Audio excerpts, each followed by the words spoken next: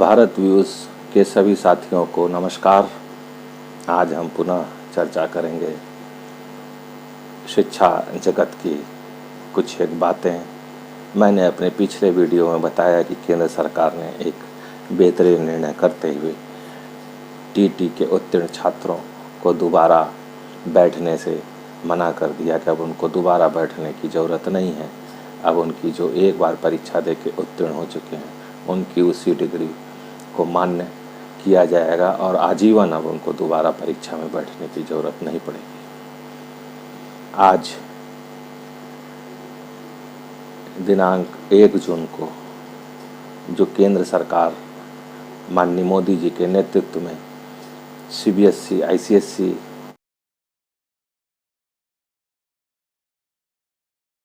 Board की परीक्षाएं रद्द की गई थी, उसी के क्रम में इन्होंने राज्य सरकारों ने भी, मैंने उसमें अपने पिछले वीडियो में अपील भी किया था और अपना विचार भी किया था कि उनको अपने बोर्डों की परीक्षाओं को रद्द कर देना चाहिए। जब केंद्र सरकार इतना बड़ा निर्णय ले सकती है तो राज्य सरकारों को भी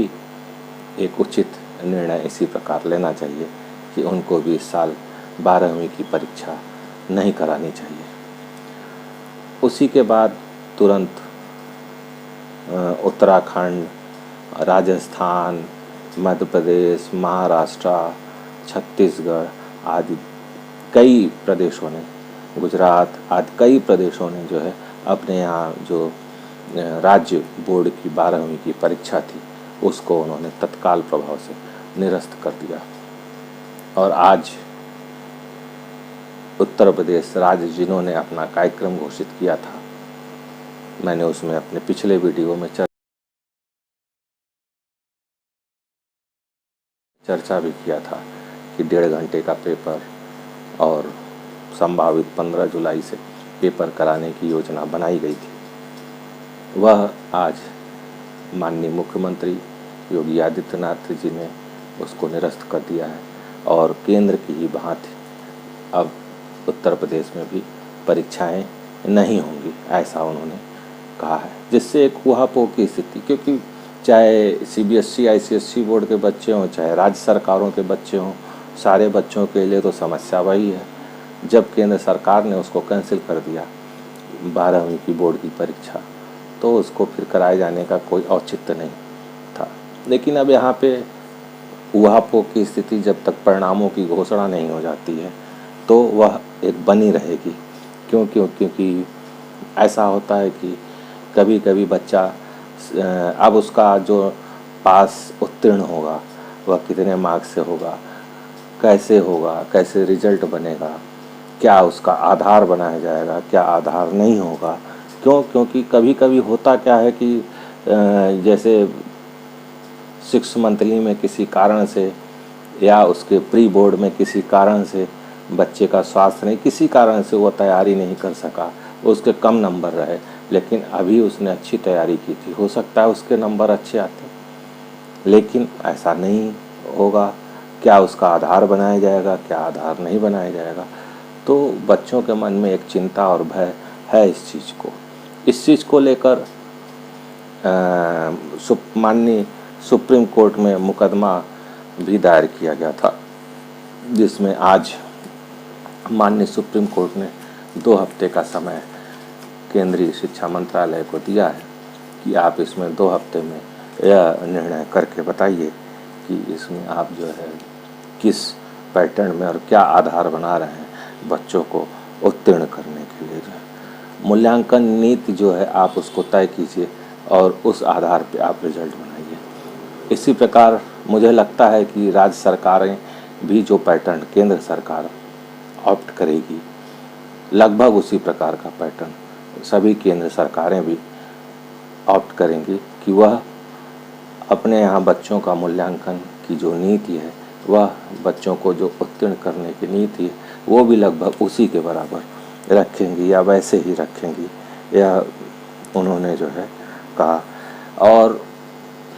सुप्रीम कोर्ट ने जो है इस पे जो PIL दाखिल किया गया था उसको अभी स्थगित कर दिया है। 2 सप्ताह तक सुनवाई के लिए जो है जस्टिस खानविलकर और जस्टिस दिनेश माहेश्वरी की बेंच में लगा हुआ था जनहित याचिका। इसमें ममता शर्मा और वर्सेस यूनियन ऑफ इंडिया का जो केस था, उसमें उन्होंने कहा नहीं भी होता तो केंद्र सरकार ने जिस दिन 1 जून को परीक्षा निरस्त किया था, उसमें उन्होंने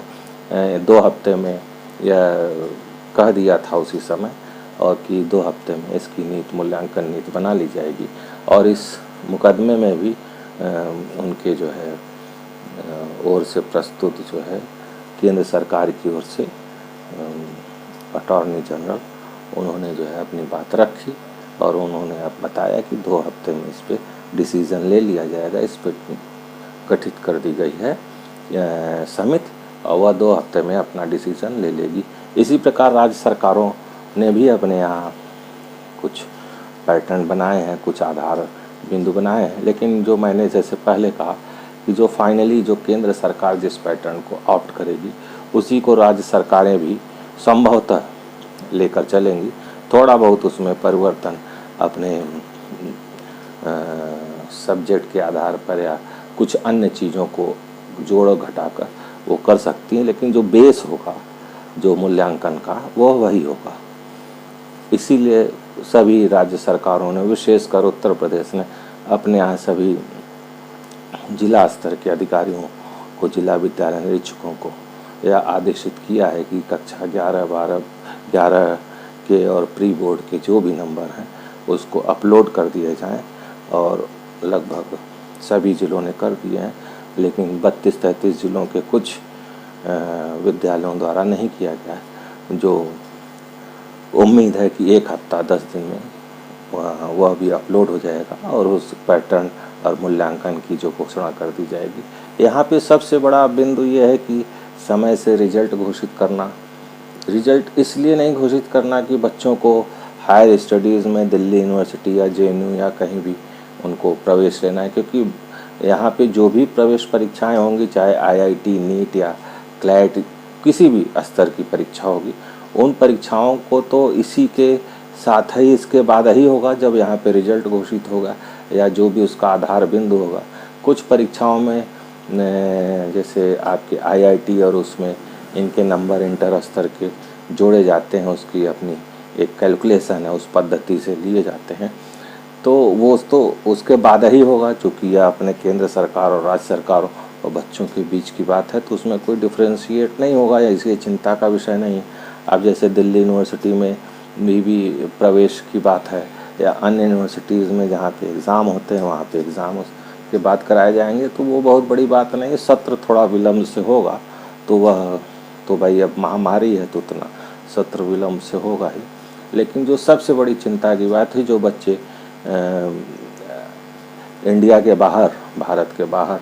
यूनिवर्सिटीज़ में पढ़ना चाहते हैं, चाहे वह अच्छी यूनिवर्सिटीज़ कहीं भी हो, ऑस्ट्रेलिया, अमेरिका, सिंगापुर,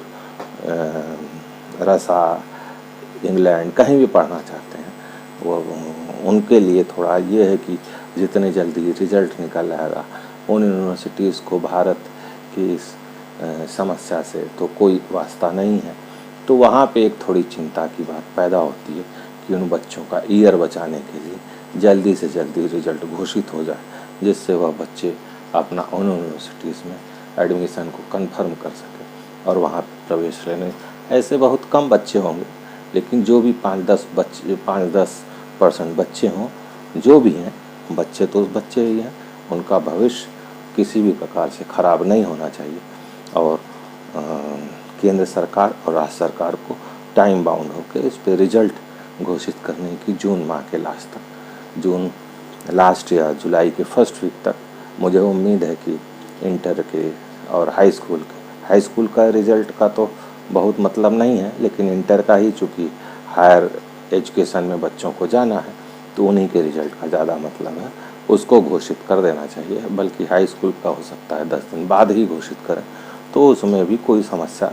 नहीं होगी, मेरा अपना मानना है। और निश्चित ही केंद्र सरकार जो भी पैटर्न लेगी वो अच्छा होगा, बच्चों के भविष्य के लिए होगा और बच्चों का भविष्य उसको देख के ही चलना है, क्योंकि यही बच्चे हमारे राष्ट्र के निर्माण में आने वाले समय में योगदान देंगे और देने वाले हैं। इसी के साथ मैं अपनी बात समाप्त करता हूँ। आपको मेरी परिचर्चा अच्छी लगी हो तो कृपया वीडियो को लाइक, शेयर और सब्सक्राइब भी करें। इसी के साथ अपनी बात समाप्त करता हूँ। जय हिंद, नमस्कार।